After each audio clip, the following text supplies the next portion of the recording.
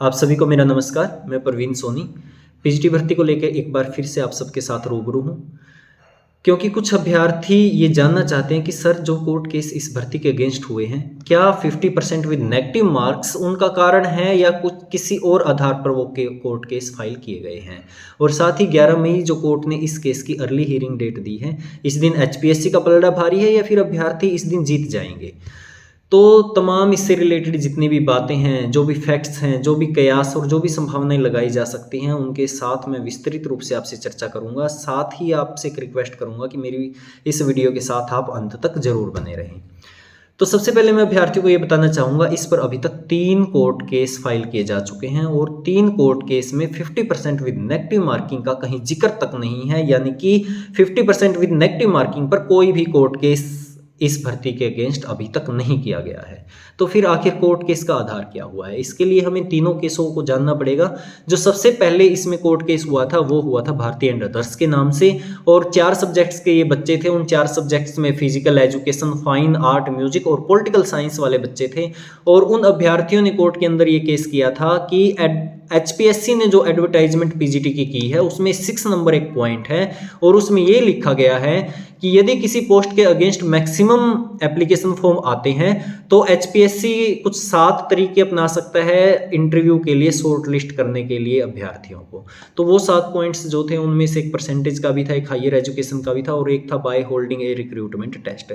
तो एचपीएससी ने अपने एडवर्टाइजमेंट के अंदर खुद ये बात बोली है कि हम शॉर्ट लिस्ट करने के लिए ये तरीके तब अपनाएंगे जब मैक्सिमम नंबर में एप्लीकेशन फॉर्म किसी पोस्ट के अगेंस्ट आते हैं। तो बच्चों ने ये कहा कि ये कंडीशन भाई हम पे लागू नहीं होती, हमारी जो पोस्ट है वो मैक्सिमम है और कैंडिडेट मिनिमम है। पोस्ट ज़्यादा है और अभ्यर्थी कम है तो सीधा सीधा आप हमें इंटरव्यू पे बुलाइए और इंटरव्यू पे बुलाने के बाद अब हमें सिलेक्शन दीजिए हमारा और हमारी भर्ती पूरी कीजिए। उन्होंने ये कोर्ट के अंदर लगाई थी, अपनी दलील रखी थी। तो कोर्ट में जज साहब ने इसको सबमिट किया था और उन्हें एक 16 मई की हियरिंग डेट दे दी थी और 4 सब्जेक्ट पे स्टे भी जज साहब ने दे दिया था। तो उसके दौरान ही 2 केस और इस भर्ती पर आ जाते हैं और 2 केस में जो पहला केस था वो था अश्वनी कुमार एंड अदर का, जिसके वकील हैं सार्थक गुप्ता जी, और दूसरा जो केस था वो था पूनम कुमारी का, और जो उसके एडवोकेट हैं वो है ढोल साहब सीनियर एडवोकेट रविंदर ढोल जी। तो अश्वनी वाले केस की मैं अगर बात करूं तो अश्वनी जी ने अपने केस के अंदर ये कहा है, उन्होंने जो पिटिशनर है उन्होंने ये दलील डाली है कि भाई मैंने तो 13/2019 की जो भर्ती एचएसएससी ने निकाली थी उसके अकॉर्डिंग मैंने अपना एप्लीकेशन फॉर्म तब भरा था और उसके अकॉर्डिंग मैंने 3 साल तक तैयारी की है। और आपकी सरकार ने ही 9 फरवरी 2019 को गजट नोटिफिकेशन दिया था, उसमें क्राइटेरिया पैटर्न बिल्कुल क्लियर लिखा हुआ था और उस पैटर्न के हिसाब से ही मैंने अपनी तैयारी की है। तो आज जब ये किसी कारण से पीजीटी की भर्ती एचपीएससी में ट्रांसफर कर दी गई है तो भर्ती तो ये वही है ना 13/2019 की। मैंने इन्हीं पोस्ट के लिए तो अपना अप्लाई किया था ना, पोस्ट वही है।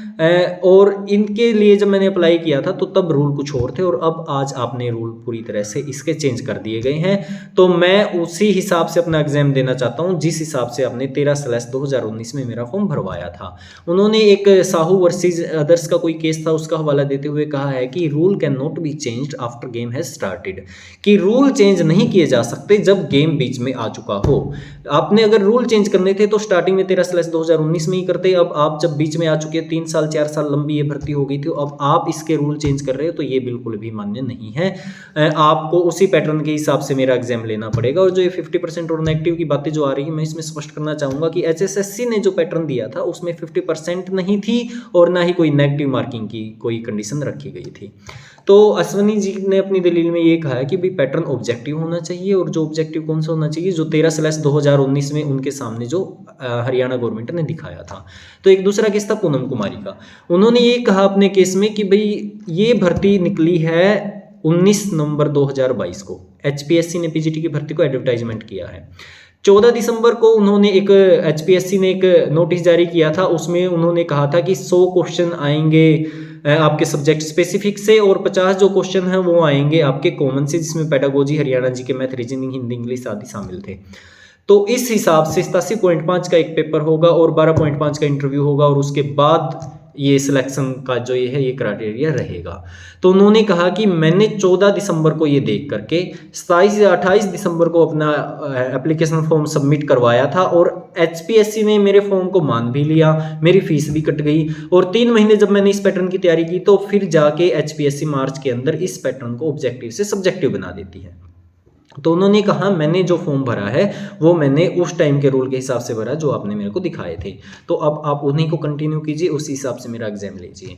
तो साथ में उन्होंने एक बात और लिखी है इसमें कि आप सब्जेक्टिव के अंदर जो आपने कंडीशन लगा दी है 35% की, और दो आप एग्जाम ले रहे हो, प्री में जो कंडीशन है वो 25% हर एक बच्चे को लेने जरूरी है, तब वो आगे मेन के लिए जाएगा। और मेन में 35% एक मिनिमम कंडीशन उन्होंने रखी है कि वो लेने जरूरी है, तब आप इंटरव्यू के लिए जाएंगे या फिर कट ऑफ के हिसाब से जो भी उन्होंने रखा है।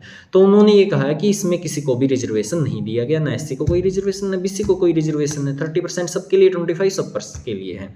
तो एक तीसरी बात उन्होंने जो बहुत अच्छी मुझे भी लगी, उन्होंने कहा है कि जो कंप्यूटर जो सब्जेक्ट है वो एक प्रैक्टिकल सब्जेक्ट है, उसका सब्जेक्टिव पेपर नहीं हो सकता, क्योंकि छोटी छोटी बातों की वजह से, छोटे छोटे पॉइंट्स की वजह से पूरा का पूरा जो क्वेश्चन होता है वो गलत होने की संभावनाएं इस पेपर में बहुत ज़्यादा रहती हैं। और जैसा कि ये सब्जेक्टिव और कंप्यूटर एक प्रैक्टिकल सब्जेक्ट है, तो ये इसके लिए कंप्यूटर का ऑब्जेक्टिव ही पेपर होना चाहिए, सब्जेक्टिव नहीं होना चाहिए। साथ में उन्होंने कहा है कि UPSC और HPSC भी HCS का जो एग्जाम लेती है, UPSC IAS का जो एग्जाम लेती है, उसमें कंप्यूटर का पेपर वो सब्जेक्टिव नहीं लेते, कंप्यूटर को इससे बाहर रखा गया। इस तरह की कुछ दलील उन्होंने अपने इसमें रखी है। तो जज साहब के सामने ये जाती है और जज साहब दोनों ही केसों को, जो कि केस अलग अलग हैं, दोनों केसों को ज्वाइन करके 13 सितंबर इनकी केस की हियरिंग डेट दे देते हैं। ये केस की डेट बहुत लंबी थी और कुछ बच्चों को ये लगा, ये संभावनाएं उनको लगी कि ये तो शायद भर्ती पूरी ना हो। पिछले 3-4 साल चले गए हैं और आगे भी शायद ये ऐसे ही चले जाएंगे। तो वो CM साहब से मिलते हैं और CM साहब से एक रिक्वेस्ट करते हैं कि CM साहब आप इसमें मध्यस्थता कीजिए, आप अर्ली हियरिंग के लिए सरकार को बोलिए कि वो जाए। और 2 दिन बाद ही हम देखते हैं कि HPSC जो है वो अर्ली हियरिंग कोर्ट से ले लेती है और जो वो डेट मिली है वो है 11 मई। उसके दौरान उन्होंने अपना रिप्लाई जो है सबमिट करवाया है और रिप्लाई में उन्होंने ये कहा है कि ये भर्ती, पहले S1 वाले केस की कहूँ तो ये उन्होंने कहा कि ये भर्ती कोई पुरानी भर्ती नहीं है। 13/2019 भर्ती निकली जरूर थी, लेकिन HSSC ने उसको एक नोटिस डाल के विड्रॉ कर लिया था।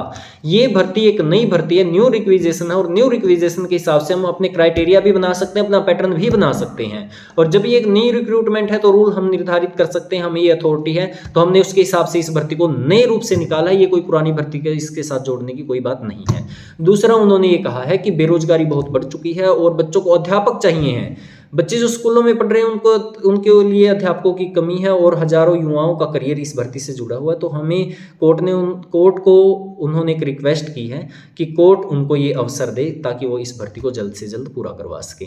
और एक उन्होंने एक हवाला और दिया है कि जो UPSC जैसी एजेंसियां हैं, जो HCS का पेपर HPSC लेती है, उसको वो सब्जेक्टिव पेपर लेती हैं। वो क्यों लेती हैं? क्योंकि मेरिटेरियस बच्चे और बहुत ही सूटेबल बच्चे सिलेक्शन प्रोसेस में जाएं और आगे जिन बच्चों का सिलेक्शन होना वो बहुत बेहतरीन बच्चे हों।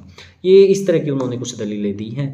तो इस पे HPSC का भी फर्ज था कि वो एक बेहतरीन जवाब इसमें सबमिट करवाएं, जैसा कि उन्होंने किया है। और जो अभ्यर्थियों के जो वकील हैं उनका भी ये फर्ज है कि वो इसको बहुत ही अच्छी तरह से रखेंगे।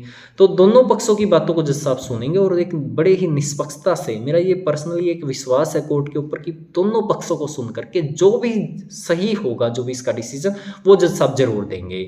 और कोर्ट हमेशा फैक्ट्स पे ही डिपेंड करती है, कोर्ट हमेशा फैक्ट्स को ही सुनती है और उस पर ये निर्णय जरूर दिया जाएगा। और मुझे उम्मीद है कि 11 मई को शायद इस केस का निर्णय आ जाए। तो इसमें आप खुद ही देख सकते हैं, खुद ही संभावना लगा सकते हैं कि किस पक्ष का केस भारी है, किसका कम है। लेकिन मैं आपको ये जरूर बताना चाहूँगा, जब HPSC इस भर्ती को अपनी एडवर्टाइजमेंट जारी करती है तो उसके साथ एक नोटिफिकेशन और देती है कि फीस और रिलैक्सेशन में उन बच्चों को छूट दी जाएगी जिन्होंने 13/2019 में अपने फॉर्म सबमिट करवाए थे। और एक 440 पेज की एक शायद 27-28 या कब उन्होंने एक PDF उन्होंने जारी की थी, उसमें 1440 पेज की वो थी और वो 2019 की भर्ती के सभी कैंडिडेट की लिस्ट थी। और उसमें कहा गया था, जिसका इस लिस्ट में नाम नहीं है और वो उस टाइम फीस और एज के लिए एलिजिबल थे, वो इस भर्ती में अपना फॉर्म 10 अप्रैल तक ये सबमिट करवा दे, ऑफलाइन ये सबमिट करवा दे अपना फॉर्म, और उनको इसमें शामिल किया जाएगा। तो इस हिसाब से अब आप खुद लगा सकते हैं अंदाज़ा कि क्या ये पुरानी है या नहीं है, आप खुद इस पे सोच सकते हैं। और ये भर्ती अब देखते हैं किस करवट से इसका डिसीजन आएगा, क्या आएगा। मैं अभ्यर्थी को बस यही कहना चाहूँगा कि वो कोर्ट केस से निकल के, ये बातें कोर्ट केस में होती रहेंगी, अपने पूरी तैयारी करें। क्या पता एग्ज़ाम बहुत जल्द हो या फिर जैसा भी डिसीजन आएगा उसके हिसाब से करेंगे। तो आगे भी आपको इस पीजीटी भर्ती के लिए कोई भी न्यूज़ चाहिए, कोई भी इसके बारे में इन्फॉर्मेशन चाहिए तो मैं आपको इस चैनल पे देता रहूँगा।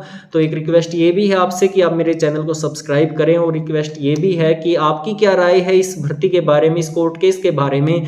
क्या बच्चों का ये अधिकार था, उनको जाना चाहिए था, नहीं जाना चाहिए था, कोर्ट केस ठीक हुआ है, नहीं हुआ है, क्या इसमें हो सकता है, क्या नहीं हो सकता है। तो आप भी अपनी राय कमेंट्स में ज़रूर रखें। Thank you.